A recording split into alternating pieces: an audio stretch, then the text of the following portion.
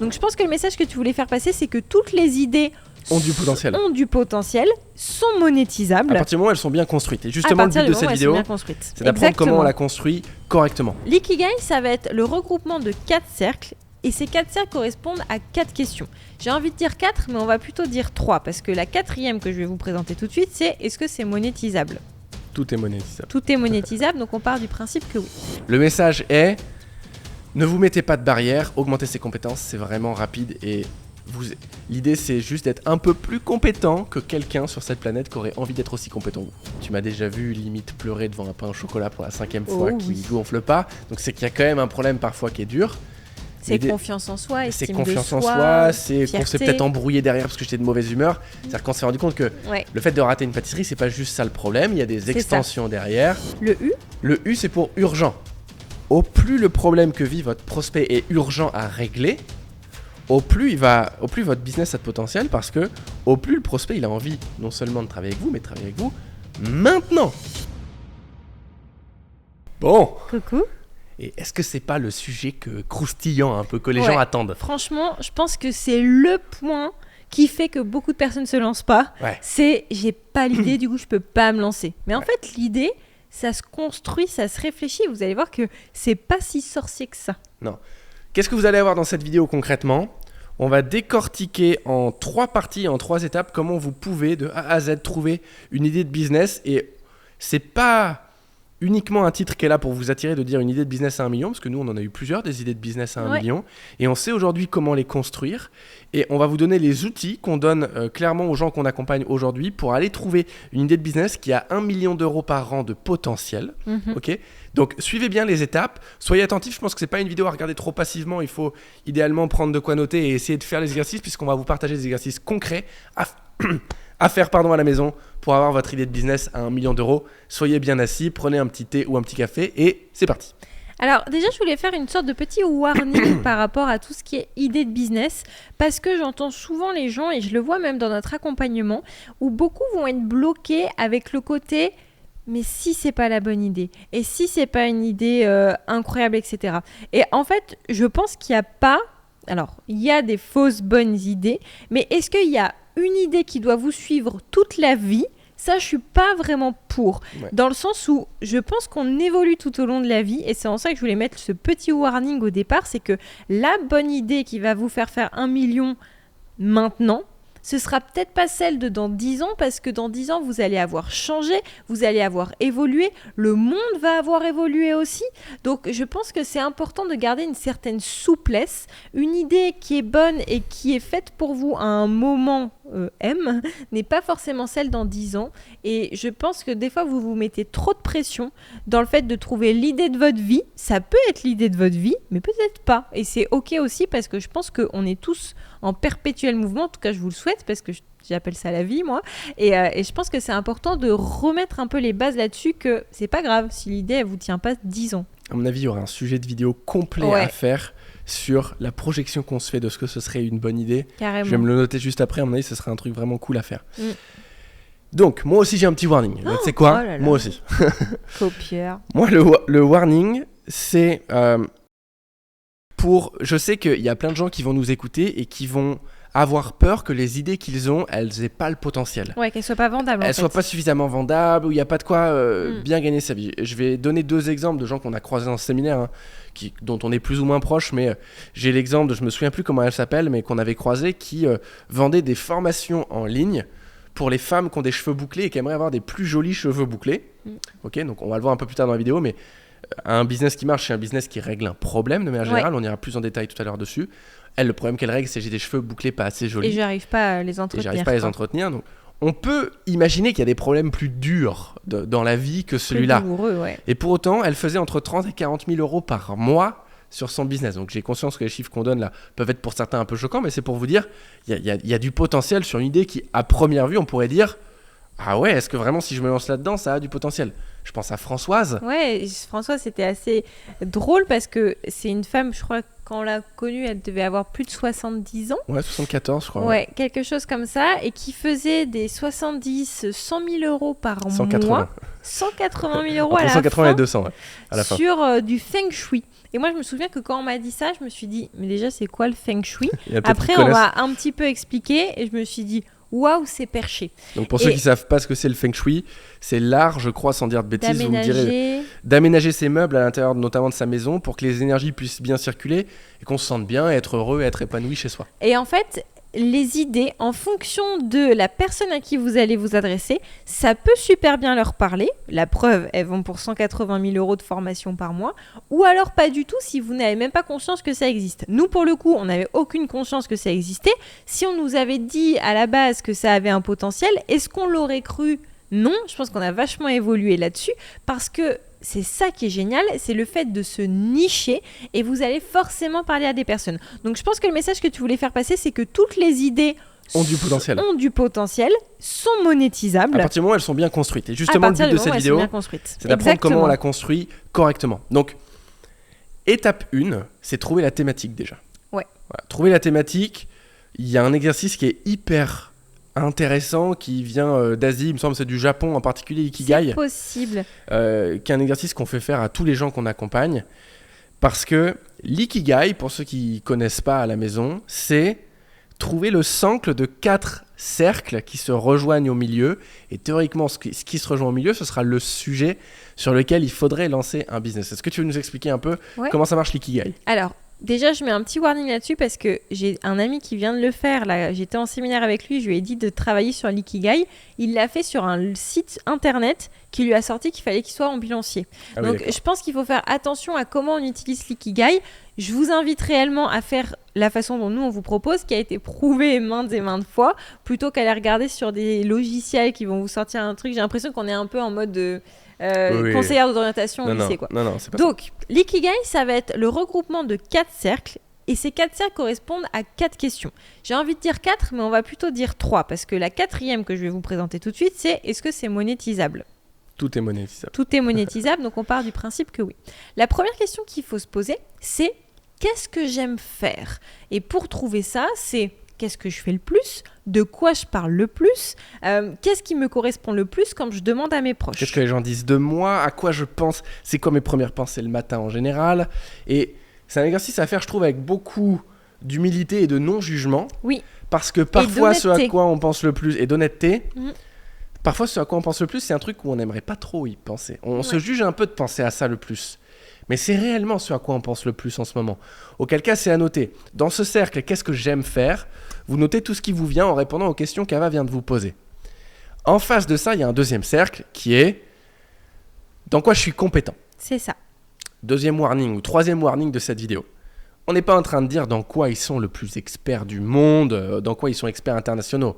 Et non, on ne dit pas non plus dans quoi vous êtes doué depuis la naissance ou c'est inné. On ne parle pas de ça. On parle vraiment de compétences. Il y a besoin d'avoir des compétences. Okay. N'oubliez pas, c'est comme les Sims, on peut augmenter les compétences. Donc, l'idée là, c'est de lister un peu toutes les zones dans lesquelles je suis compétent et d'essayer de regarder s'il y a des zones en commun dans ce que je préfère et dans ceux dans quoi je suis compétent. C'est en ça les cercles en fait. Les cercles vont se regrouper et donner au centre, on va mettre une image à la vidéo. Au montage, on pourra si mettre à quoi ça ressemble l'ikigai. Et puis au centre, vous allez trouver normalement la thématique dans laquelle vous allez pouvoir travailler. Donc effectivement, on regroupe ce qu'on aime et ce dans quoi on est bon ou on peut développer notre compétence aussi. Exact. Et le troisième point. Le troisième, c'est est-ce que le monde en a besoin ? C'est ça. Sous-entendu, est-ce que sur une de ces thématiques, les gens vivent un problème que moi je pourrais régler ? Okay, qui est probablement la case la plus importante de l'ikigai. C'est ça. On ira peut-être un peu plus loin dans une autre vidéo, mais je pense que c'est la case la plus importante de l'ikigai, parce que c'est ça qui crée le potentiel réel du business. Le potentiel d'épanouissement, par contre, il est peut-être dans ce que j'aime faire, ce dans quoi je suis compétent. Mais souvent, je m'en rends compte avec les centaines de personnes qu'on accompagne. En fait, ce qui va vraiment épanouir les gens, c'est le mode de vie qui va créer ce business, parfois plus que le business en lui-même, qu'on veuille le voir ou pas. Et donc, je pense que là où c'est surtout important, c'est de se dire quels sont mes objectifs et est-ce que ce projet-là peut les remplir, quelles sont mes valeurs. Il y a deux autres vidéos sur les valeurs hyper importantes à faire entre objectifs et valeurs. Ouais, clairement. Mais effectivement, je pense que toute la réflexion doit venir de qui vous êtes, en parlant des valeurs, et de ce que vous voulez dans la vie, en parlant des objectifs. Absolument. Donc, quatrième case qui serait... est-ce que les gens sont prêts à payer pour ça ? C'est ça. Okay. Et théoriquement, quand on est au centre de ce pourquoi les gens sont prêts à payer, le monde en a besoin. c'est dans mes zones de compétences et en plus j'adore ça.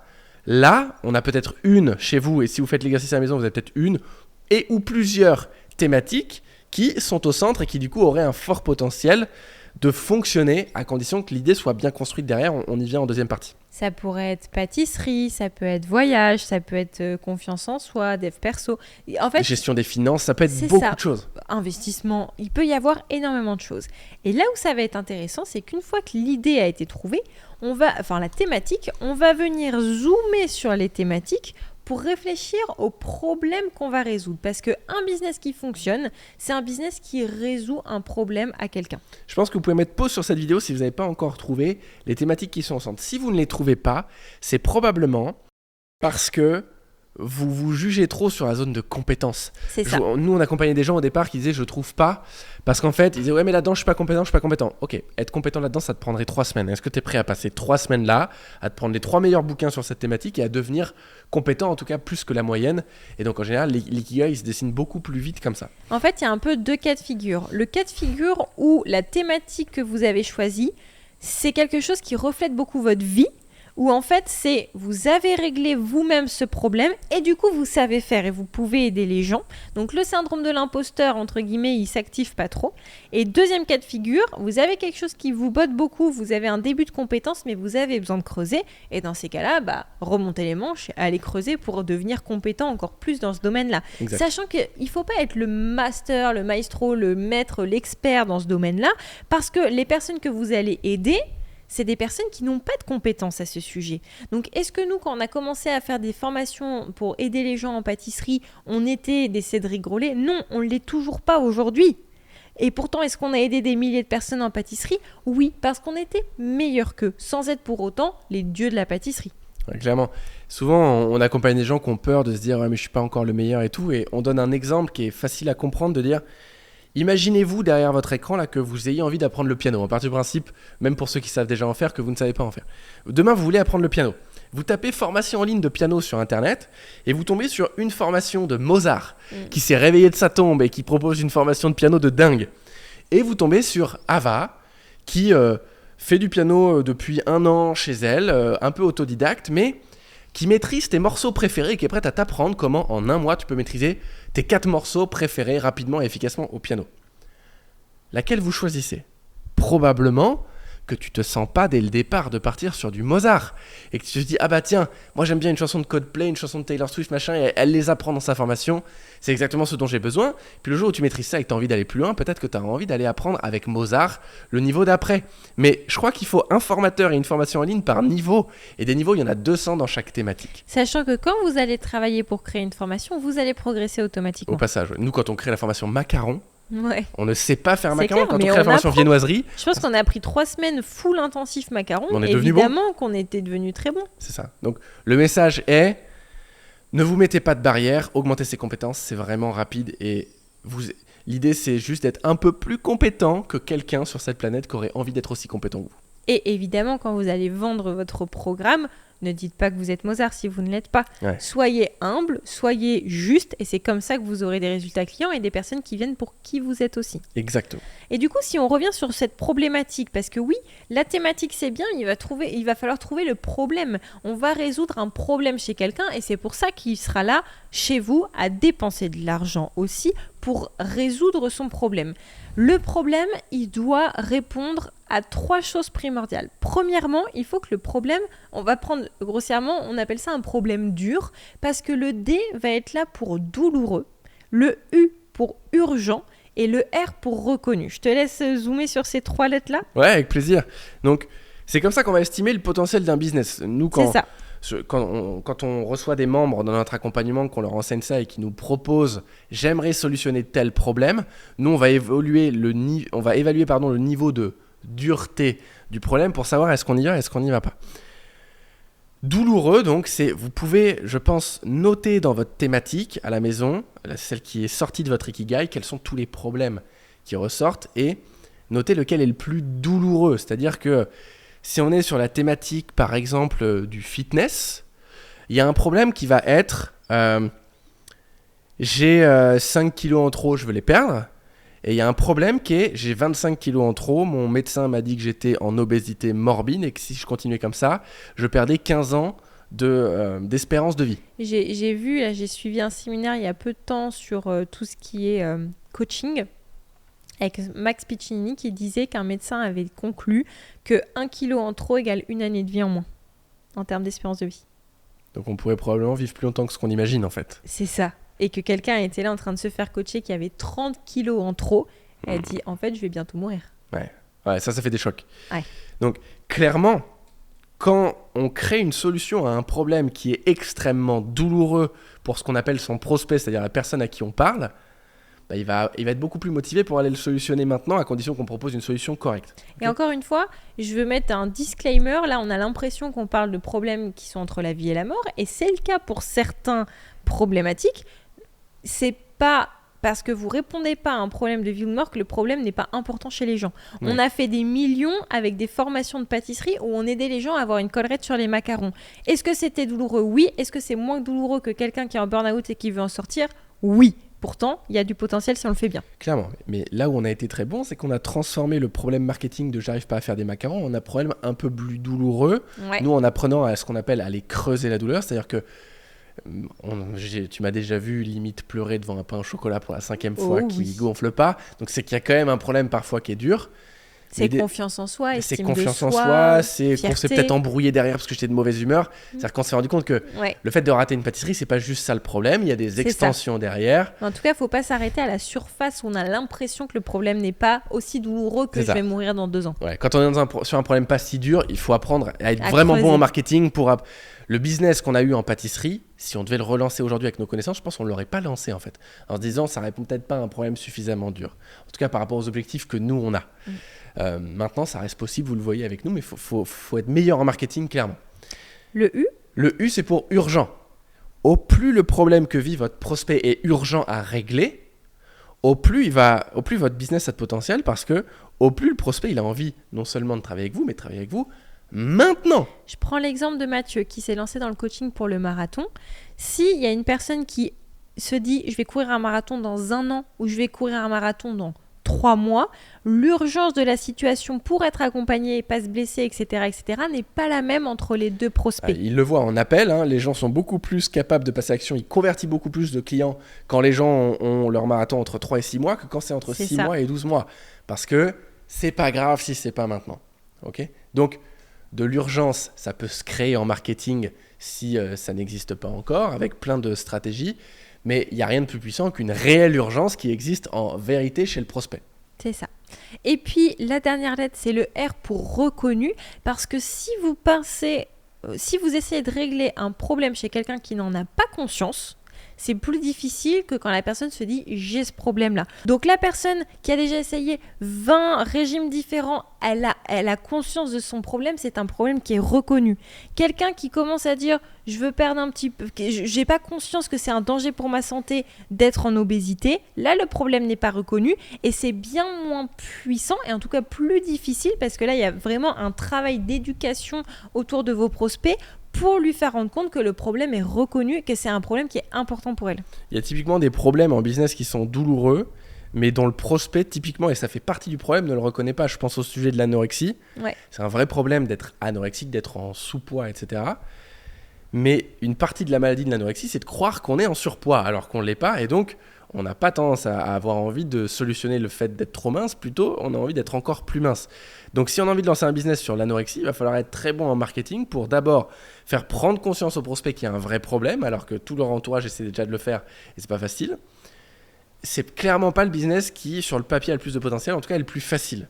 Donc, à la maison, posez-vous vraiment la question, est-ce que les gens dont je pense qu'ils vivent ce problème ont vraiment conscience qu'ils vivent ce problème et sont, pourquoi pas même, en train de chercher une solution, mais juste la trouvent pas. Ça, c'est l'idéal. Ça, c'est l'idéal. Alors, vraiment, par rapport à ces problèmes durs, ce qu'on vous invite à faire quand vous avez la thématique, c'est de lister les différents problèmes qui peuvent arriver, que vos prospects pourraient rencontrer. Une fois que vous avez cette liste, peut-être de 10 problèmes, 10 problématiques, je vous invite à les noter de la problématique qui vous semble être la plus dure, au sens des trois lettres, voilà, à celle qui vous semble être la moins dure.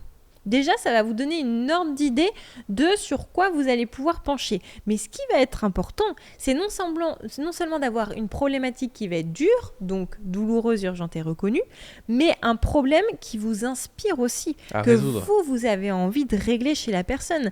Si vous n'avez aucune envie, enfin, si on parle de la thématique de la nutrition, si vous, ça ne vous inspire pas d'aider les gens à perdre du poids, mais ça vous inspire 10 fois plus d'aider quelqu'un à se nourrir sans gluten, par exemple, et ben dans ces cas-là, ça va être plus important, même si le problème vous paraît moins dur, aussi de privilégier ce qui vous inspire le plus à résoudre. Parce que un business qui ne vous inspire pas, c'est un business dans lequel vous n'allez pas travailler, en tout cas pas travailler suffisamment et en tout cas pas mettre les efforts qu'il faut, les bons efforts. Je dis pas qu'il faut travailler beaucoup, mais il faut travailler intelligemment. Vous n'aurez pas envie de faire les efforts et dans ces cas-là, ça ne fonctionnera pas. Exact. Je pense que on note de 1 à 10, 1 étant le problème le plus dur. 1 à 10, le 1 étant dans l'autre colonne celui qui vous inspire le plus. Et vous faites l'addition de toutes les idées. Okay, donc vous regardez pour une même idée, peut-être qu'elle était numéro 3 dans les problèmes durs et numéro 1 dans ceux qui m'inspirent le plus. Bah, cette idée-là, ce problème-là à régler, je vais lui mettre la note de 4. Okay, puis vous faites les additions pour tous les problèmes et vous regardez le problème qui a la plus petite note, c'est-à-dire quand l'addition des deux est la note la plus petite, c'est probablement ce problème-là qu'il faut que vous résolviez dans votre business. C'est un exercice hyper simple que tout le monde peut faire à la maison, qui va très rapidement concrétiser quelle est l'idée que je dois lancer, en tout cas qui me correspond à moi. Et ce que j'adore avec cette méthode, c'est que c'est très factuel. Ouais. Parce qu'on met beaucoup d'émotions sur nos décisions, surtout quand on parle de reconversion, de changement de vie. Parfois, ouais. Et en fait, parfois, il n'y a pas besoin. Il y a besoin de réflexion, mais l'émotion, on peut la poser de côté. Et c'est pour ça que j'adore, je pense que ça vient aussi de notre carrière d'étudiant en médecine. Mais quand c'est très factuel, en fait, la prise de décision est très simple. Ouais, tout comme dans le business de manière générale, il ne faut pas prendre de décisions émotionnelles. Exactement. Il faut avoir des chiffres un peu partout pour savoir juste là il faut faire ça, là il ne faut pas faire ça. Bah, là on vous encourage à faire l'exercice. Dites-nous dans les commentaires d'ailleurs si cette vidéo vous a plu. Et les 2 exercices du coup. Les 2 exercices et quels résultats vous trouvez. Je serais hyper heureux que cette vidéo vous ait aidé à trouver votre idée de business. Je pense que l'intérêt de travailler avec nous, c'est qu'on va pouvoir brainstormer avec vous sur cette idée. Et nous on a l'expérience, on a lancé des centaines d'idées avec Ava et à travers les différentes personnes qu'on accompagne. Mais partagez-nous ça dans les commentaires, on pourra discuter avec vous de comment trouver votre idée de business à 1 million d'euros à l'année.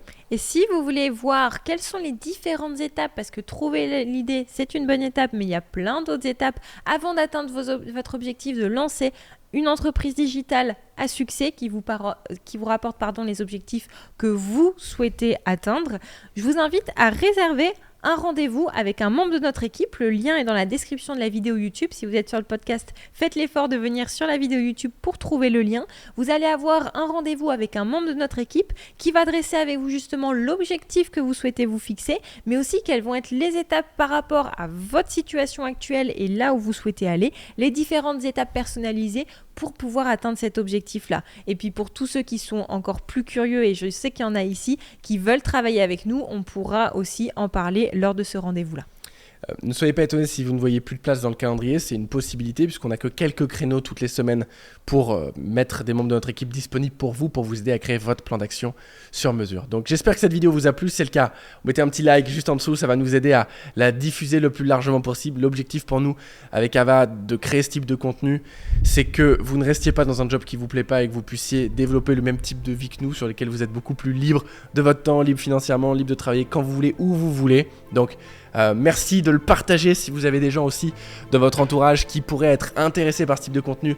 Appuyez sur le bouton de partage et puis évidemment abonnez-vous à la chaîne si ce n'est pas encore fait. Des vidéos comme ça, il y en aura énormément à l'avenir. Ouais, donc on espère que ça vous plaît. Sujets. À très vite. Ciao.